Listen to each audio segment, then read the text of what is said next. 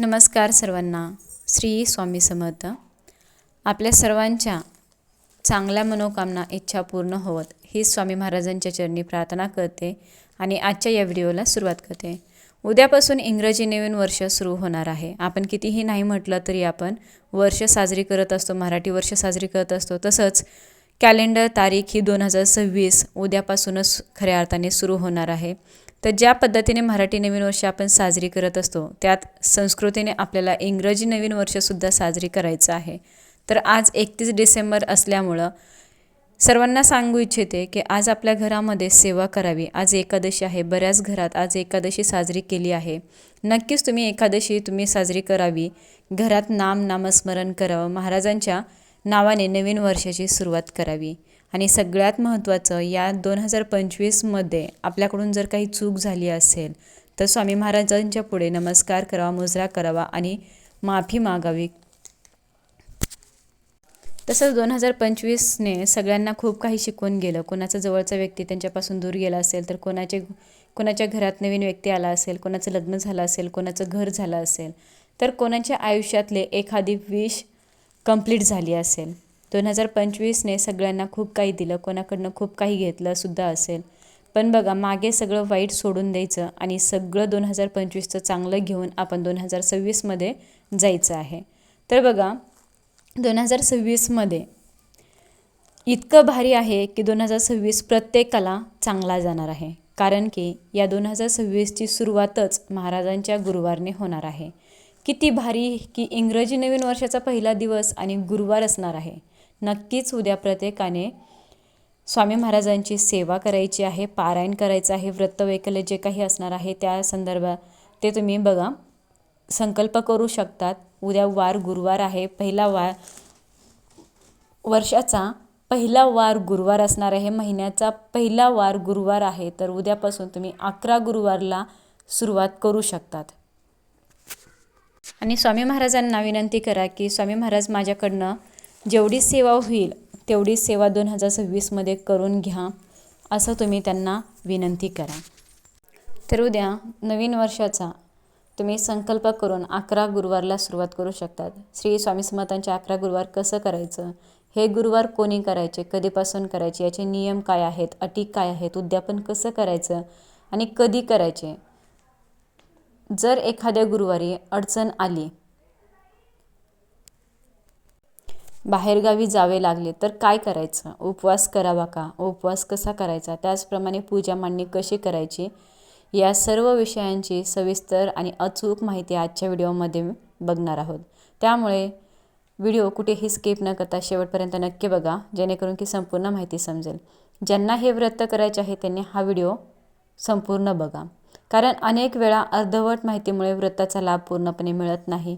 ज्यांना हे स्वामींचे गुरुवार करायचे आहेत ते 11 गुरुवार करू शकतात, 21 गुरुवार करू शकतात, 51 करू शकतात, 108 गुरुवार देखील हे व्रत करू शकतात. तर हे व्रत करत असताना कोणते नियम पाळायचे आहेत, कोणत्या सेवा करायच्या आहेत, दुसऱ्याच्या ठिकाणी सेवा केली तर चालेल का, या सगळ्या प्रश्नांची उत्तरे आज आपण बघणार आहोत. त्या अगोदर आपल्या सर्वांना माझ्याकडून आणि माझ्या परिवाराकडून तुम्हा सर्वांना इंग्रजी नवीन वर्षाच्या स्वामीमय शुभेच्छा.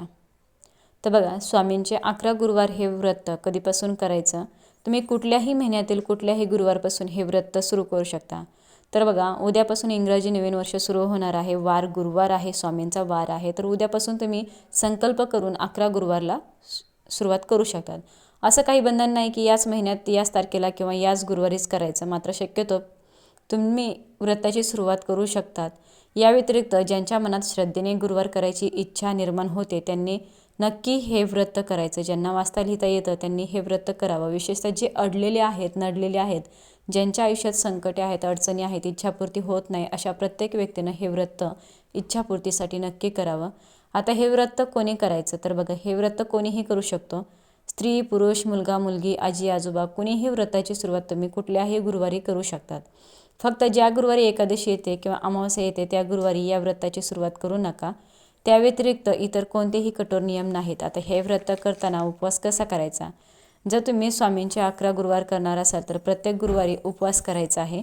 संपूर्ण दिवस उपवास ठेवायचा असतो. दिवसभर पूजा सेवा करून रात्री नैवेद्य दाखवून आरती करून नैवेद्य दाखवून उपवास सोडायचा असतो. हे व्रत करण्यासाठी तुमच्याकडे स्वामी चरित्र सारामृत हा ग्रंथ असणे गरजेचेच आहे. तसेच श्री स्वामी समर्थ महाराजांचा फोटो असणे किंवा मूर्ती असणे गरजेचं आहे. फोटो नसेल तरी चालेल, अगदी छोटासा फोटो असला तरी पण चालतो, पण स्वामींचा फोटो तुमच्याकडे असायलाच हवा. ज्यांना 9 गुरुवारचे व्रत करायचे आहे त्यांच्यासाठी वेगळी पोथी असते, त्यासाठी स्वामी चरित्र सारामृत चालत नाही, हे लक्षात घ्या.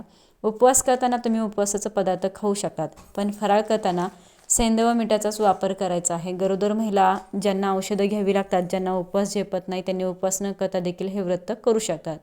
तर अशा वेळी संकल्पामध्ये स्पष्टपणे सांगायचं की मी 11 गुरुवारचे व्रत करणार आहे, परंतु उपवास करणार नाही. आता व्रत सुरू करण्यापूर्वी स्वामींच्या मंदिरात किंवा मठात जाऊन एक नारळ आणि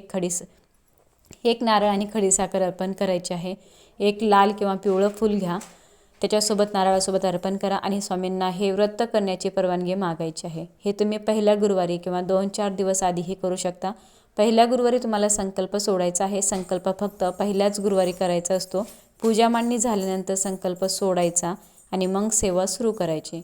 संकल्प सोडताना हातात पाणी, फुलांच्या पाकळ्या, हळदी कुंकू, तांदूळ घ्यायचा आहे, थोड्याशा अक्षता घ्यायच्या. खाली तुम्हाला ताम्हण ठेवायचं, पूर्ण नाव घ्यायचं, गोत्र सांगायचं, गोत्र माहीत नसेल तर काश्यप गोत्र सांगायचं, व्रताचा उद्देश सांगायचा आणि स्वामींना प्रार्थना करायची. स्वामी भक्तांनो, सर्वात आधी पूजा करण्यासाठी घरात शांत आणि स्वच्छ अशी जागा निवडा. पूर्व किंवा उत्तर दिशेला तोंड करून बसणं अत्यंत शुभ मानलं जातं. पूजा मांडणी करण्यापूर्वी स्वतः स्नान करून स्वच्छ कपडे परिधान करा. मन शांत ठेवा आणि मनात श्री स्वामी समर्थांचं नाव घ्या. आता पूजा मांडणी सुरू करूया. एक स्वच्छ पाट किंवा चौरंग घ्या. त्या चौरंगावर स्वच्छ पांढरे किंवा पिवळे कापड अंतरा. त्या कापडाच्या मध्यभागी श्री स्वामी समर्थ महाराजांचा फोटो किंवा मूर्ती ठेवा. स्वामी महाराजांच्या फोटोसमोर तांब्याचा किंवा पितळी कलश ठेवा. त्या कलशामध्ये स्वच्छ पाणी भरा. त्या पाण्यात थोडे गंगाजल किंवा तुळशीचे पान घाला. कलशावर नारळ ठेवा आणि त्यावर लाल किंवा पिवळे वस्त्र बांधा. कलशाच्या आजूबाजूला फुलं, हार किंवा तुळशीची पाने ठेवा. स्वामी महाराजांच्या उजव्या बाजूला तुपाचा किंवा तेलाचा दिवा ठेवा. डाव्या बाजूला अगरबत्ती किंवा धूप ठेवा. समोर एक तांब्या किंवा वाटी ठेवा. त्यामध्ये नैवेद्यासाठी गूळ, खडीसाखर, फळं किंवा घरचा जो तुमचा गोड पदार्थ ठेवा. पूजेच्या ताटामध्ये हळदी कुंकू, अक्षता, फुलं आणि पंचामृत ठेवा. आता पूजा सुरू करण्यापूर्वी डोळे बंद करून 3 वेळा मनात म्हणायचं, श्री स्वामी समर्थ, श्री स्वामी समर्थ, श्री स्वामी समर्थ. सर्वात आधी स्वामी महाराजांना जल अर्पण करा. त्यानंतर अक्षता अर्पण करा, फुले अर्पण करा, दिवा लावा, अगरबत्ती लावा आणि मनापासून स्वामी महाराजांची प्रार्थना करा स्वामी महाराजांना. यानंतर श्री स्वामी समर्थांचा तारक मंत्र किंवा गुरुमंत्र 11 वेळा किंवा 108 वेळा जप करा. जप झाल्यानंतर स्वामी महाराजांना नैवेद्य दाखवा. नैवेद्य दाखवताना मनात आपल्या मनोकामना सांगा. पूजा पूर्ण झाल्यावर स्वामी महाराजांना नमस्कार करा, मुजरा करा, आशीर्वाद घ्या आणि प्रसाद घ्या. तर बघा, 11 गुरुवार व्रत करताना सातत्य, श्रद्धा आणि विश्वास फार महत्त्वाचा आहे. कोणताही दिखावा नको, फक्त मनापासून केलेली सेवा स्वामी महाराज स्वीकारतात. स्वामी महाराज आपल्या प्रत्येक भक्तावर कृपा करतात.